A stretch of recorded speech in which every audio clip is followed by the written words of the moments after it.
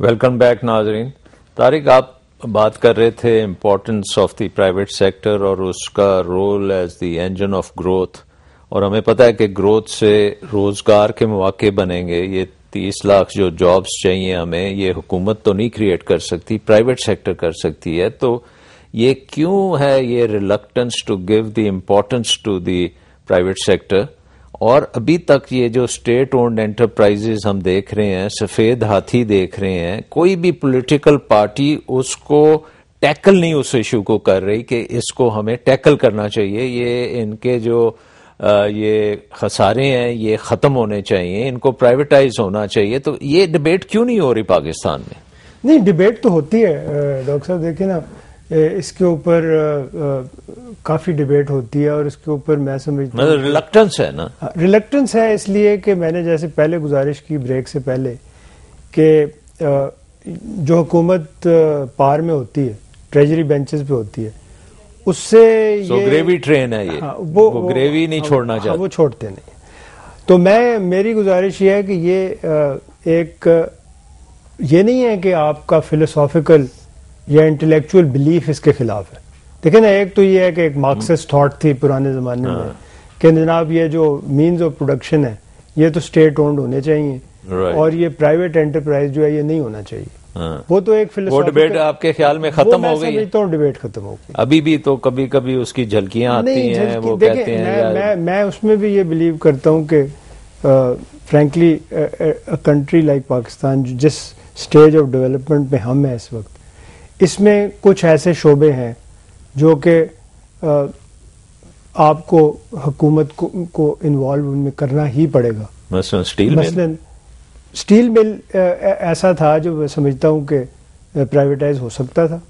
میں سمجھتا ہوں اس وقت ایک موقع تھا، اور وہ بدقسمتی سے نہیں ہو سکا، جو بھی وجہ تھی اس کی. چلیں پی ایس او بھی ہو سکتا تھا. میں انفیکٹ پی ایس او میں تو خود انوالو تھا، اس لیے کہ میں برٹش پیٹرولیم کو ایز پارٹنر لے کے آیا تھا، اور ہمارا یہ خیال تھا کہ ہم اس کو اگر برٹش پیٹرولیم جیسی کمپنی، آج آپ کے خیال میں برٹش پیٹرولیم واپس آ جائے گی؟ آج تو نہیں آئے گی، ان کے اپنے مسائل اس کے بعد ہو گئے. بٹ اس طرح کا کوئی اور آ جائے گا. وہ جو سپل ہوا وہ اٹلانٹک اوشن میں، تو وہ تو اپنے مسائل میں پھنس گئے، اور لیبیا میں بھی ان کی بہت لاسز ہوئے. تو وہ تو ایک بعد کی بات ہے. اس وقت تو ہمیں یہ نہیں پتا تھا، اس وقت تو وہ امنگس دی 3 اور 4 5 ٹاپ فرمز تھیں. تو میں سمجھتا کہ وہ اگر آ جاتے تو آپ کے خیال میں پی آئی اے میں رول بنتا ہے گورنمنٹ کا کہ پی آئی اے شوڈ بی؟ پی آئی اے میں سب سے پہلے لائک ان اسٹیل مل، میں سمجھتا ہوں کہ سب سے امپورٹنٹ جو اسپیکٹ ہے سب سے پہلے وہ اس کی گورننس کا ہے. اس کے جو بورڈ ہیں، میں سمجھتا ہوں کہ 7 8 10 12 یہ ہمارے بڑی کارپوریشنز رہ گئی ہیں. اگر صدر صاحب اور پرائم منسٹر صاحب، وہ چاہے جس بھی پارٹی کے ہوں یا کولیشن پارٹنرز، وہ اگر 8 10 بزنس لیڈرز کو بلا کے یہ کہیں کہ بھئی آپ ایک اس کارپوریشن کے آپ کو چیئرمین بننا پڑے گا، اور آپ کو ہم یہ اجازت دیتے ہیں کہ آپ کمپیٹنٹ لوگ جن کا ریکارڈ جو ہے وہ انبلیمشڈ ہو، ان کو آپ بورڈ آف ڈائریکٹرز میں لے کے آئیں، اور ایک پروفیشنل چیف ایگزیکٹو ان کارپوریشن کا لے کے آئیں. بھلے وہ اس کی ذات وہ تو اور ڈوب جائے گا، اس کی ذات پات آپ نے نہیں دیکھنی. وہ تو نہیں، اگر آپ کا بورڈ جو ہے، اگر آپ اس کو واقعی امپاور کر دیتے ہیں اور اسے آپ کہتے ہیں کہ بھئی آپ جا کر کے ایک کمپیٹنٹ آدمی کو ایز چیف ایگزیکٹو پلیس کریں، جس پہ کوئی نیپوٹزم کا ایشو نہیں ہوگا، جس پہ کوئی سیاسی تھوڑی دباؤ دیر نہیں تو ہوگا. چلے گا نا طارق. اب ایک لیٹ می برنگ سکندر، دیکھیں نہیں، بٹ ایک چیز دیکھیں کہ سکندر نے جب آپ میسیف اپنا ملت ٹریکٹرز کو پرائیویٹائز کیا گیا، اس وقت اس کی کیا سچویشن تھی، اور آج وہ کس جگہ پہ پہنچا ہے؟ ڈو یو تھنک کہ وہ پبلک سیکٹر میں رہتا تو اسی جگہ پہ پہنچا تھا؟ اور میرے شعبے کا بھی اس سے پوچھیے گا اس کے بعد، میں بھی آپ کو بتاؤں گا شعبے کا. ہاں ٹھیک. سلمان صاحب، بات یہ ہے کہ جب ملت پبلک سیکٹر میں کب ہوا تھا یہ؟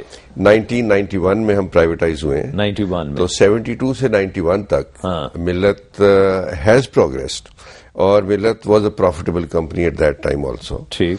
جب یہ پرائیویٹائز ہوئی ہے اس کے بعد سے کیا والیومز کیا تھیں اس وقت؟ اس وقت جب 91 میں ہم نے میرا خیال ہے قریباً کوئی 12-15 ہزار ٹریکٹر بنائے تھے سال کے. ٹھیک. And that was a big volume. اس وقت جو مارکیٹ تھی پاکستان کی وہ قریباً 30,000 کی تھی. ٹھیک ہے. آج پاکستان میں ٹریکٹر کی مارکیٹ ہے کہ 70-75 ہزار کی. اور ہم نے اس گروتھ کو ہم اس کے ساتھ چلیں. ٹھیک ہے. ہم نے بھی ایکسپینڈ کیا ہے. میرا کہنے کا مقصد یہ تھا کہ پبلک سیکٹر میں کہ پبلک سیکٹر اس کو فلالیسلی چلا لیتی اتنے سال. میرا خیال ہے کہ یہ جو آپ بات کنٹروورشل بات کر رہے ہیں پبلک اور پرائیویٹ سیکٹر کی, اور جو طارق صاحب نے بات کی ہے, آپ کے پاس اس وقت آپ نے کہا کہ 70,000 آپ تقریباً بنا رہے ہیں. سو آپ نے انویسٹمنٹ کی, آپ نے سکلز ڈیولپ کی, آپ نے وینڈر انڈسٹری ڈیولپ کی, تو خاصے کام کیے ہیں. But in the main time اگر یہ پبلک سیکٹر میں ہوتی تو بیچ میں کوئی ڈاکہ بھی پڑ سکتا تھا اس پہ. دیکھیں کم از کم آپ ڈاکہ تو نہیں پڑے. آئی واز فارچونیٹ کہ میں جب پبلک سیکٹر میں ملر ٹریکٹر تب میں اس میں ہی تھا, ملر ٹریکٹر میں تھا. I was managing the company at that. آپ نے تو امپلائیز بائی آؤٹ کیا. ہم نے اس کے بعد امپلائی بائی آؤٹ ہوا. امپلائی بائی آؤٹ کے بعد یہ کمپنی نے بہت زیادہ گرو کیا, اس میں کوئی شک نہیں ہے. ہم پہلے ملت ایک کمپنی تھی, آج ہم 4 کمپنیز ہیں. ہم نے انویسٹمنٹ کی ہے ٹرانسمیشن مینوفیکچرنگ میں. اور آپ کے امپلائیز جو ہیں ان کو فائدہ ہوا ہے؟ ان کو بھی فائدہ ہوا ہے, اور امپلائیمنٹ بڑے ہیں. ہم پہلے جب پبلک سیکٹر میں تھے ہمارے پاس کوئی 1000 امپلائیز تھے. آج ہمارے پاس اگر ہم ساری گروپ کی کمپنیز کو لے لیں تو we have got about 4000 people.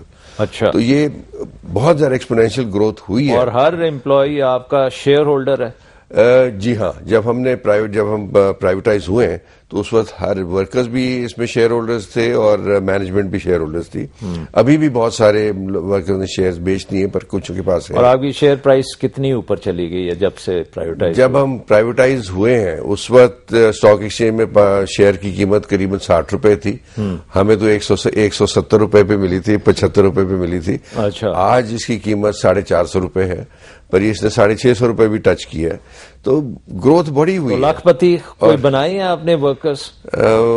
مجھے یہ تو نہیں کہہ سکتا. لاکھ پتی تو ہوں گے. آئی تھنک جو ہماری منیمم سیلری ہے اس میں جو ہمارے پرماننٹ امپلائیز ہیں اس کی قریباً کوئی 20,000 روپے کے قریب ہے. اور جنہوں نے شیئر ہولڈنگ رکھی ہوئی ہے ان کو تو شیئرز کی ڈیویڈنڈ ملتے ہیں, بڑا اچھا ڈیویڈنڈ دیتے ہیں. پر آپ کی ڈیبیٹ جو پرائیویٹ اور پبلک سیکٹر کی ہو رہی ہے, دیکھیں میں اس میں صرف اتنا کہنا چاہوں گا کہ اسٹیل مل جیسی کمپنی اگر آپ گورنمنٹ اس میں صحیح بورڈ بنائے جیسے طارق صاحب نے کہا ہے اور کارپوریٹ سیکٹر کی طرح اس کو چلایا جائے تو اس میں کوئی مجھے شک نہیں کہ یہ کمپنی اچھی چل سکتی ہے. نہیں بٹ ایک چیز مجھے جو ایک اختلاف ہے اس پوائنٹ پہ وہ یہ ہے کہ آپ کے پاس ملت ٹریکٹر کے شیئرز ہیں اور اگر ملت ٹریکٹر صحیح نہیں چلے گی تو آپ کے شیئر جو 400 روپے کا ہے وہ 170 پہ آ جائے گا. اور وہ انسینٹو جو ہے وہ پبلک سیکٹر میں نہیں ہے. جو ابھی آپ بورڈ بنائیں گے یا چیئرمین ہوگا اس میں کوئی شیئر نہیں ہے. وہ پرفارم کرے یا نہ کرے اس کی صحت پہ کوئی اثر نہیں ہوگا, اس کی ریپوٹیشن پہ ہو سکتا ہے اثر. سو یہ اونرشپ کا آپ کیسے کرتے ہیں؟ کلامی میں جو کہہ رہا تھا کہ دیکھیں تھوڑے عرصے کے لیے 2 سٹیپس میں کرنا پڑا. پہلے تو گورننس ایشوز ہیں کہ یہ جو ایک ڈسٹرکشن ہو رہی ہے کیپٹل کی, اور حکومت کے بجٹ پہ اتنا بڑا آگے بجٹ میں خسارہ ہے. وہ تو بچے گا, اور یہ تو بچے گا نا, امیڈیٹلی بچے گا. اس کی ٹھیک کر لیں گے. نہیں اگر میں تو اس چیز کا قائل ہوں کہ جب آپ اسے ٹھیک کر لیں تو پھر اس کو پرائیویٹائزیشن کے لیے تیار کریں. اس پریزنٹ اسٹیٹ آف افیئرز میں پرائیویٹائزیشن میں سمجھتا ہوں شاید ناممکن ہے, اس لیے کہ لوگ آئیں گے نہیں. اگر لوگ آ جائیں تو میں سمجھتا ہوں privatisation is the best answer. کیونکہ جو آ کے لے وہی اسے ٹھیک بھی کرے. لیکن یہ ہے کہ یہ فی الوقت جو اس وقت ہماری فرینکلی سپیکنگ جو ٹیررزم کے حوالے سے یا ہماری جو میکرو اکنامک سچویشن جو تھوڑی سی بگڑی ہوئی ہے, مطلب وہ الگ ایشوز ہیں. اس وقت پرائیویٹائزیشن اتنے بڑے بڑے ایسٹس کی کرنا شاید مشکل ہو. میں سمجھتا ہوں کہ شاید اچھی پارٹیز یہاں نہ آ سکیں اس وقت. تو آج اگر پی ایس او کی ہو پرائیویٹائزیشن تو آپ کے خیال میں وہ جو پیٹروسن یا وہ کون تھا جی وہ ایک ملیشیا کی تھی, ایک کویت کی تھی, کوفیک تھے, بی پی تھی, مے بی دیور ادرس, تو ابھی نہیں آئیں گے؟ میں سمجھتا ہوں کہ یہ تو ویسٹ سے متعلقہ ہے نا, کمپنیز کنیکٹڈ ہیں یورپ سے یا امریکہ سے. میں سمجھتا ہوں وہ تو اس وقت شاید پاکستان میں آنے سے شائع ہو. ٹھیک ہے, لیکن ممکن ہے کہ اگر ہم اپنا وہ جو ایک ہمارا گہرا رشتہ ہے چائنا کے ساتھ, اگر ہم اس طرف سے کوشش کریں, یا ہم ملیزینز وہ بھی انہوں نے انویسٹمنٹ بینک میں بھی کی ہے, مسلم کمرشل بینک میں بھی کی ہے, تو شاید فرام ایسٹ ایشیا تو شاید کوئی اس وقت دھیان یا انٹرسٹ پاکستان میں ہو. جو سب سے امپورٹنٹ بات ہے اسٹیٹ اونڈ انٹرپرائزز کے حوالے سے, وہ یہ جو ایک نلی لگی ہوئی ہے نا, جو ایک ایبسلوٹ لاس ہو رہا ہے, اس کو تو کسی طرح سو یو تھنک کہ اگلے 5 سال میں ان کو کر دینا چاہیے اپارچونٹ ٹائم پہ. اس کے ساتھ ساتھ جیسے میں کہہ رہا تھا بزنس پروسیس ری انجینئرنگ کے حوالے سے, پھر جیسے آپ پرائیویٹائزیشن زیادہ کر دیتے ہیں ویسے ہی آپ کی جو ریگولیٹری اوور سائٹ ہے یا اس کی کوالٹی جو ہے